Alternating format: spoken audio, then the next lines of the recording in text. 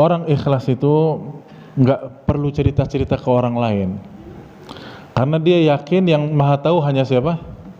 Allah saja. Ya, jadi apabila orang misalnya habis sedekah, habis berbuat baik, saya tuh tadi tuh ikhlas, tahu nggak? Ya, kalian semua, saya tuh tadi ikhlas, pengumuman. Misalkan, ini justru apa? Ya ini gugur sudah.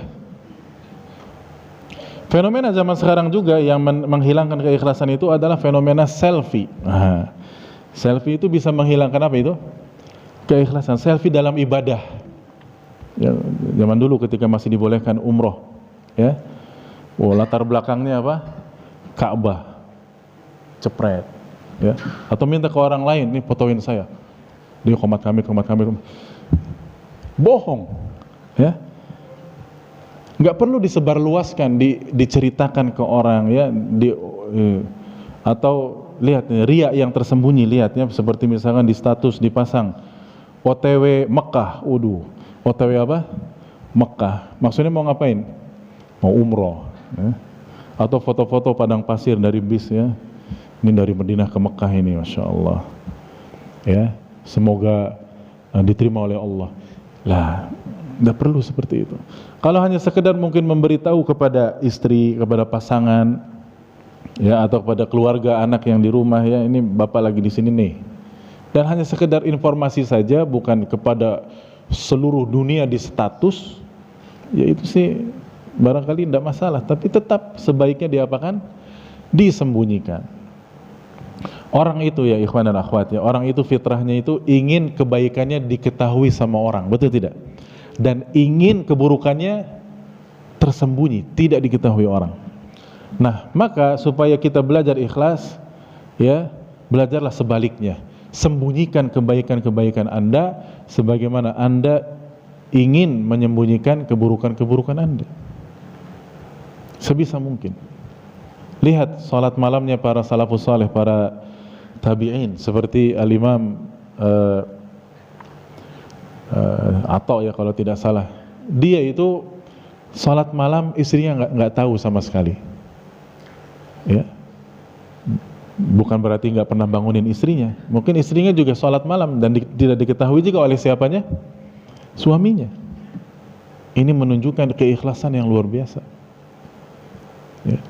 Al-Imam Sufyan Ats-Tsauri kalau salat malam itu di atas rumahnya, ya, dan orang nyangkanya itu batang pohon, padahal beliau sedang apa? Salat, karena beliau tutupi, ya, dan sebisa mungkin, bahkan sampai-sampai saking lamanya salat malam beliau itu, ya, itu burung-burung bertengger di kepala dan pundaknya, dan orang tahu, ya, karena melihat, oh, ternyata bergerak, oh ini berarti siapa di rumah itu, kalau bukan Al-Imam, ya pemiliknya, Imam Sufyan Ats-Tsauri. Nah itu, jadi sebisa mungkin kita sembunyikan apa maksudnya? Ibadah kita, ya, amal-amal kita sebisa mungkin, supaya tidak riya itu tadi. Ingat, ya, memang amalan ada yang boleh kita perlihatkan untuk memberikan contoh, boleh, tidak masalah. Tapi ada amalan yang sebaiknya diapakan? Disembunyikan, ya. Seperti sedekah misalkan, boleh kita perlihatkan, boleh juga kita sembunyikan. Apa kata Allah dalam surah Al-Baqarah? In tubdus shadaqati fa ni'immahi. Kalau kalian, ya, beritahukan sedekah kepada orang lain untuk dalam rangka memotivasi mereka supaya juga bersedekah, maka fa ni'immahi, itu adalah ibadah yang sangat baik. Tapi apa kata Allah? Wa in tukhfuha wa tu'tuha al-fuqara fa huwa khairun lakum.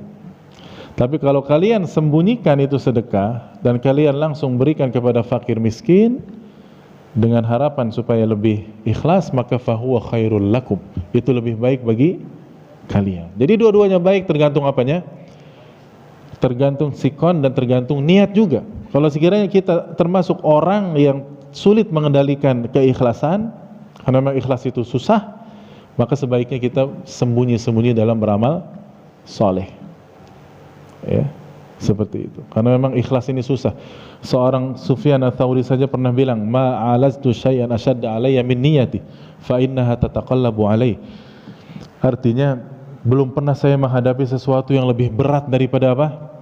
Ikhlas, karena ikhlas itu selalu terbolak-balik pada hati saya.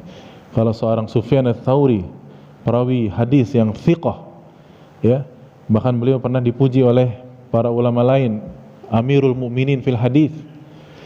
Bahkan beliau juga pernah dipuji dengan sebutan thiqah sampai 7 kali. Ada ulama yang menyebut dia thiqah, thiqah, thiqah, thiqah, thiqah, thiqah, thiqah sampai 7 kali. Itu mempermasalahkan masalah ikhlas yang kata beliau sangat berat. Bagaimana dengan kita semua? Ya, maka kita lebih banyak-banyak lagi berlatih memperbaiki diri, insyaallah. Jelas ya insyaallah ya Pak ya.